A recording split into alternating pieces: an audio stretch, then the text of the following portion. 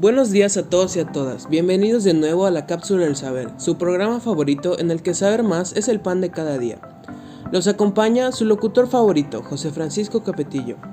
¿Qué tal, público? Es un honor para mí conducir otro programa más de la Cápsula del Saber. El día de hoy contamos con una invitada muy especial. Ella es Victoria Pérez, una reconocida antropóloga, investigadora, maestra en la universidad y una querida amiga. Ella ha hecho muchas investigaciones y etnografías de diferentes culturas y se ha enfocado en estudiar las relaciones matrimoniales y de familia que existen entre las mismas. Y está aquí con nosotros para hablarnos un poco más de ello. Hola Victoria, ¿cómo estás? Me encuentro muy emocionada por poder compartir con todo el público de ese tema que me apasiona. Me agrada escuchar eso. El programa de hoy constará de unas preguntas y no sé si te gustaría que demos comienzo. Sí, por mí está bien. Perfecto. La primera pregunta, o más que nada, nos gustaría que nos cuentes acerca del matrimonio en las diferentes culturas. Ok, fuera de las sociedades industriales, el matrimonio suele ser más una relación entre grupos que entre individuos. Nosotros pensamos en el matrimonio como una cuestión individual. En las sociedades no industriales, aunque puede haber amor romántico, el matrimonio es un asunto del grupo. Las personas no solo toman esposo o esposa, sino que asumen obligaciones para con un grupo de parientes políticos. ¿Podrías darnos un ejemplo? Claro, cuando la residencia es bilocal, la mujer tiene que abandonar la comunidad en la que nació. A menos que haya un intercambio generalizado, tiene que abandonar a la mayor parte de sus parientes. Se enfrenta a la perspectiva de pasar el resto de su vida en el poblado de su marido con los parientes de este. Podría incluso tener que transferir su fidelidad primordial desde su grupo al de su marido. Si hubiese disputas entre ambos grupos, podría incluso tener que alinearse con él. Es muy interesante. Mencionas que en estas sociedades el matrimonio no es meramente individual. ¿Qué tipo de proceso o cómo se ejecuta un matrimonio? Te cuento. En las sociedades con grupos de filiación, las personas no van solas al matrimonio, sino que lo hacen con el respaldo del grupo de filiación. Como bien dices, los miembros del grupo de filiación suelen tener que contribuir a la compensación por la novia, un regalo tradicional antes, en el momento de o después del matrimonio, que hacen el marido y sus parientes a la esposa y los suyos. Entonces se refiere como un término de compra-venta básicamente, ¿no? No piensa en el matrimonio como una relación comercial entre un hombre y un objeto que se pueda comprar y vender. Se trata, por el contrario, de compensar al grupo de la novia por la pérdida de su compañía y de su trabajo. ¿Y existe algún proceso contrario, es decir, mujer a hombre? Existe. Se le conoce como la dote. Es un intercambio matrimonial en el que el grupo de la esposa entrega regalos importantes a la familia del marido. La dote está relacionada con un bajo estatus femenino. Las mujeres se consideran una carga. Cuando los maridos y sus familias toman una esposa, esperan ser compensados por la responsabilidad añadida. ¿Esto afecta de algún modo a los derechos humanos de las mujeres con este estatus bajo?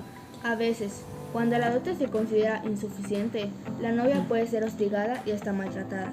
La violencia doméstica puede llegar hasta un punto en el que el marido o su familia queman a la novia, frecuentemente derramando queroseno sobre ella y prendiéndole fuego, lo que a menudo provoca su muerte.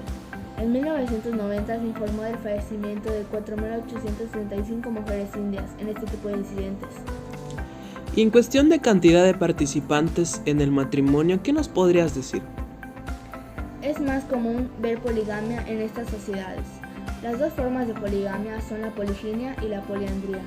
La poliandría se practica solo en unas pocas culturas, en especial entre los isleños polinesios de las Marquesas y entre ciertos grupos de Tíbet, Nepal e India. La poliginia es mucho más común. La primera se refiere a una mujer con muchos esposos y la otra es la viceversa. Esto es muy interesante, ya que en sociedades como la americana esto no se da. Por mientras, iremos a comerciales y volveremos con esta entrevista. Conseguir un pelo largo siempre ha sido una larga historia, hasta ahora. Toda la línea Pantene ha sido reinventada. Su nueva fórmula multivitaminas nutre tu pelo profundamente para que crezca largo y fuerte hasta las puntas. Nuevo Pantene multivitaminas, porque un pelo Pantene dice, yo llego más lejos. Estamos de vuelta en su programa favorito. Para los que recién nos sintonizan, estamos aquí con la antropóloga Victoria Pérez, quien nos está contando acerca de los matrimonios en otras culturas. Continuamos con la entrevista. Victoria, Antes de comerciales hablábamos de cómo son y de cómo se conforman los matrimonios en las sociedades no industriales.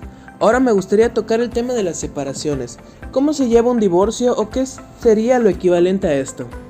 Como ya se ha visto, los matrimonios que constituyen alianzas políticas entre grupos son más difíciles de disolver que aquellos de carácter más individual, que conciernen principalmente a la pareja casada y a sus hijos. En el caso de las sociedades tribales, se ha podido apreciar que las elevadas compensaciones por la novia pueden disminuir la tasa de divorcio y los matrimonios de sustitución. Ya, entonces, como si estuvieran atados a una unión gracias a los bienes materiales. Así que, ¿qué nos puede decir de las alianzas duraderas? Es posible ejemplificar la naturaleza de la alianza grupal del matrimonio en las sociedades tribales mediante el análisis de otra práctica común, la continuación de las alianzas matrimoniales cuando muere una esposa. El nombre que se le da a esto es sorato, y consta de la continuación del vínculo entre grupos, ya que con la muerte de la esposa, la hermana de esta o alguna mujer de su grupo cercano tomará su puesto como esposa sustituta. ¿Y qué pasaría si el marido muere? Ahí se llamaría levirato, y es la misma acción, pero con la diferenciación de género, y como mencioné, estos procesos se hacen para continuar con la alianza entre los grupos. Ok, muchas gracias. Esto sería todo. El tema ha sido muy interesante, Victoria. Muchas gracias por estar aquí con nosotros. Gracias a eso pudimos aprender cómo se manejan las familias y los matrimonios en las diferentes culturas. Nos percatamos de la diferencia que hay con respecto a nuestra cultura y la diversidad que existe en todo el mundo. Sin nada más por nuestra parte, de nuevo agradezco a Victoria, a nuestros oyentes por estar una vez más con nosotros, a producción y a todos los involucrados. Esto fue la Cápsula del Saber, donde el saber más es el pan de cada día. Hasta la próxima.